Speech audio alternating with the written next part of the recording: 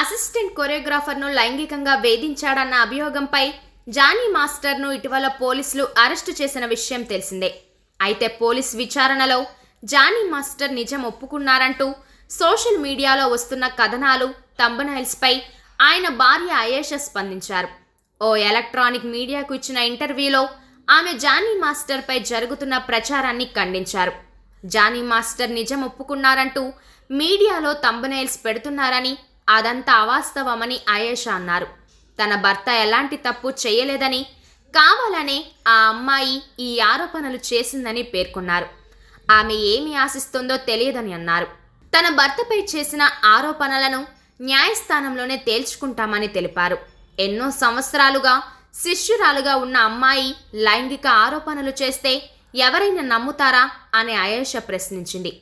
తనకు master life ఇచ్చారని చెప్పిన అమ్మాయి ఇప్పుడు వేధించాడని చెప్పడం ఆశ్చర్యంగా ఉందని అన్నారు.